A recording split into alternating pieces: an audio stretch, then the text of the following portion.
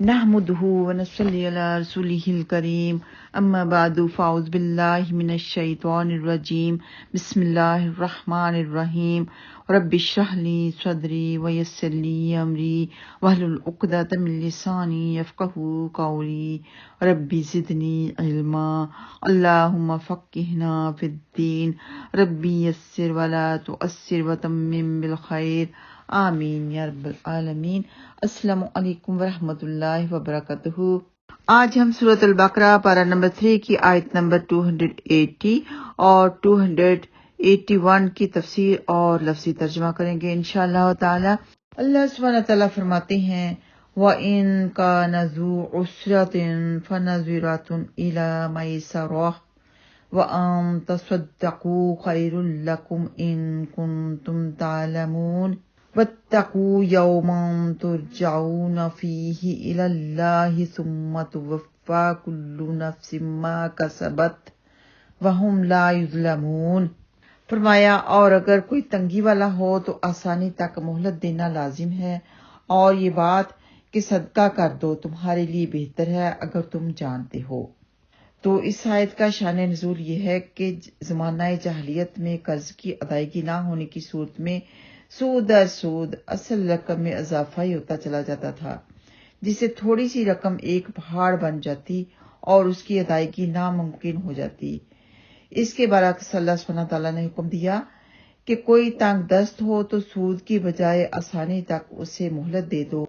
اور اگر قرض بالکل ہی معاف کر دو تو زیادہ بہتر ہے۔ اور اگر دیکھا جائے تو آج کل بھی سود عام ہو چکا ہے، جیسے کہ زمانہ جاہلیت میں سود عام تھا، سود در سود ہی تھا، تو آج کل اگر بینک سے کوئی قرض لیتا ہے تو وہ رقم اس کے لیے پہاڑ بن جاتی ہے، زندگی گزر جاتی ہے لیکن وہ قرض نہیں اتر پاتا۔ تو سود کے اوپر ادھار دینا بھی حرام اور سود کے اوپر ادھار لینا بھی حرام۔ اللہ سبحانہ تعالیٰ ہم سب کو بچائے سود کے لین دین سے۔ تو حضرت سلیمان بن برائدہ رضی اللہ تعالیٰ عنہ اپنے والد سے روایت فرماتے ہیں کہ انہوں نے نبی اکرم صلی اللہ علیہ وسلم کو یہ فرماتے ہوئے سنا، جس شخص نے کسی تنگ دست کو مہلت دی تو اسے ہر دن اس قرض کے برابر صدقے کا ثواب ملے گا۔ پھر میں نے آپ کو یہ فرماتے ہوئے بھی سنا، جس نے کسی تنگ دست کو مہلت دی تو اسے ہر دن اس قرض سے دگنا صدقے کا ثواب ملے گا۔ میں نے عرض کی اے اللہ کے رسول، میں نے آپ صلی اللہ علیہ وسلم کو ارشاد فرماتے ہوئے سنا، جو شخص کسی تنگ دست کو مہلت دے تو اسے ہر دن اس قرض کے برابر صدقے کا ثواب ملے گا۔ لیکن پھر میں نے آپ کو یہ فرماتے ہوئے بھی سنا، جو شخص کسی تنگ دست کو مہلت دے تو اسے ہر دن اس قرض سے دگنا صدقے کے برابر ثواب ملے گا۔ تو آپ صلی اللہ علیہ وسلم نے فرمایا، قرض چکانے کی مدت تک اسے قرض کے برابر صدقے کا ثواب ملے گا، اور اگر قرض چکانے کی مدت کے آنے پر مہلت دے تو اسے قرض سے دگنا صدقے کے برابر ثواب ملے گا۔ یہ مسند احمد میں موجود ہے اور ابن ماجہ میں بھی موجود ہے، پھر مستدرک حاکم میں بھی موجود ہے۔ سود کے بارے میں حدیث مبارکہ ہے کہ نبی پاک صلی اللہ علیہ وسلم نے فرمایا کہ میں نے آج رات 2 شخصوں کو دیکھا جو میرے پاس آئے اور مجھے بیت المقدس تک لے گئے۔ پھر ہم آگے چلے تو ایک خون کی نہر دیکھی جس کے اندر ایک آدمی کھڑا ہوا ہے اور دوسرا آدمی اس کے کنارہ پر کھڑا ہے۔ جب یہ نہر والا آدمی اس سے باہر آنا چاہتا ہے تو کنارہ والا آدمی اس کے منہ پر پتھر مارتا ہے، جس کی چوٹ سے بھاگ کر پھر وہ وہیں چلا جاتا ہے جہاں وہ کھڑا تھا۔ پھر وہ نکلنے کا ارادہ کرتا ہے تو پھر یہ کنارہ کا آدمی یہی معاملہ کرتا ہے۔ حضرت صلی اللہ علیہ وسلم فرماتے ہیں کہ میں نے اپنے ان دونوں ساتھیوں سے پوچھا کہ یہ کیا ماجرا ہے جو میں دیکھ رہا ہوں؟ انہوں نے بتایا کہ خون کی نہر میں قید کیا ہوا آدمی سود کھانے والا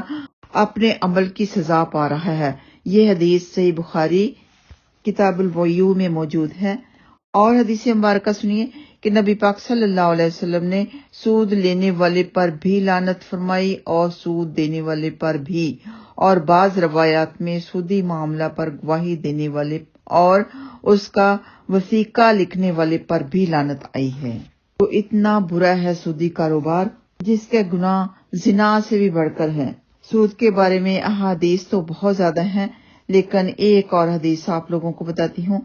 کہ نبی پاک صلی اللہ علیہ وسلم کا ارشاد مبارک ہے کہ 4 آدمی ایسے ہیں کہ ان کے بارے میں اللہ سبحانہ تعالیٰ نے اپنے اوپر لازم کر لیا ہے کہ ان کو جنت میں نہ داخل کرے اور جنت کی نعمت نہ چکھنے دے۔ وہ 4 یہ ہیں،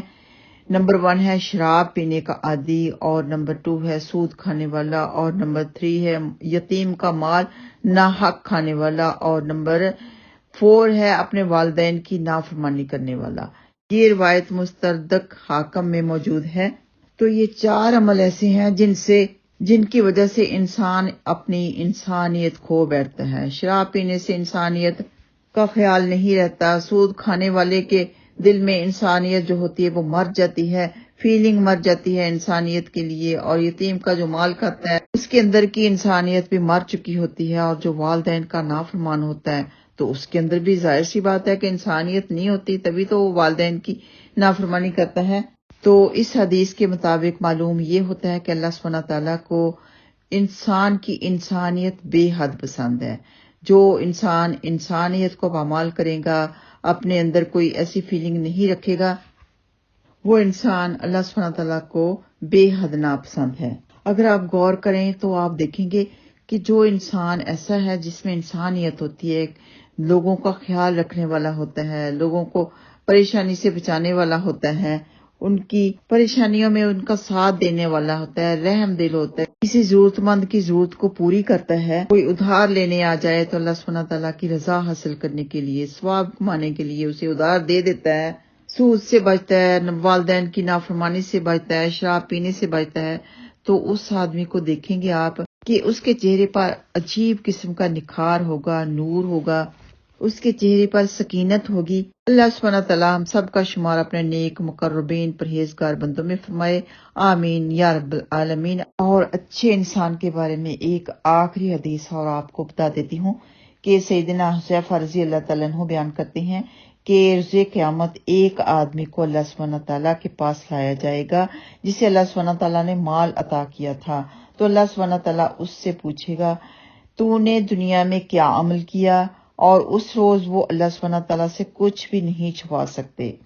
بندہ کہے گا یا اللہ تو نے دنیا میں مجھے بہت مال دے رکھا تھا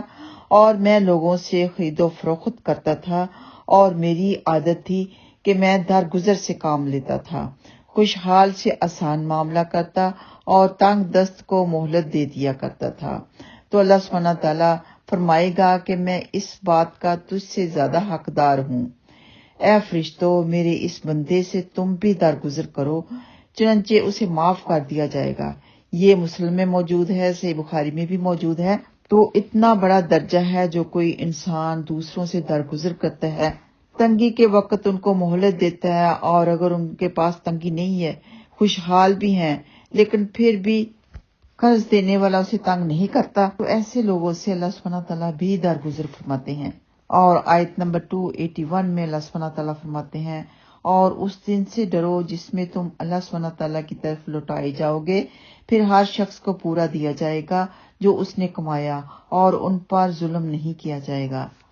اللہ سبحانہ تعالیٰ نے اپنے بندوں کو نصیحت کی اور انہیں یاد دلایا ہے کہ یہ دنیا زوال پذیر ہے، اور یہاں کے اموال اور دیگر سب نعمتیں ختم ہو جانے والی ہیں، آخرت آنے والی ہے، لہٰذا اللہ سبحانہ تعالیٰ کی طرف رجوع کرنا اور اس بات کو ہمیشہ یاد رکھنا چاہیے کہ وہ اپنے مخلوق کے اعمال کا محاسبہ کرے گا اور اچھے اور برے اعمال کی جزا یا سزا دے گا۔ جو بھی اس نے کمایا ہوگا، اچھا یا برا، جو بھی اس نے کمایا ہوگا اسی کے مطابق اسے جزا یا سزا ملے گی، اس پر رتی بھر بھی ظلم نہیں کیا جائے گا۔ وَهُمْ لَا يُظْلَمُونَ، اور وہ ظلم نہیں کیے جائیں گے۔ اللہم حاسبنی حسابا یسیرا۔ آئیے آتے ہیں لفظی ترجمہ کی طرف۔ وَإِنْ، اور اگر ہو، ذو عسرہ، تنگی والا، فنظرہ، تو مہلت دینی چاہیے، الی میسرہ، آسودگی حال تک، یعنی آسانی تک، وَأَنْ، اور یہ کہ تصدقوا، تم سب صدقہ کر دو، خیرون، تو بہتر ہے، لکم، تمہارے لیے، ان، اگر کنتم، تم ہو، تعلمون، جانتے، یعنی تنگی والے کو اگر قرض دیا ہے اور وہ نہیں دے پا رہا تو ان کو معاف کر دو، یعنی صدقہ کر دو، یہ صدقہ ہوگا تمہارے لیے، معاف کر دینا۔ اور آگے واتقوا اور تم سب ڈرو یومن اس دن سے کہ ترجعون تم سب لوٹائے جاؤ گے فیہ اس میں اللہ اللہ کی طرف ثم پھر توفا پھر پورا بدلہ دیا جائے گا کلو نفس ہر نفس کو ما جو کسبت اس نے کمایا جو بھی اس نے کیا ہوگا وہم اور وہ سب لا نہیں یظلمون ظلم نہیں کیے جائیں گے وآخر دعوانا ان الحمد للہ رب العالمین السلام علیکم ورحمۃ اللہ وبرکاتہ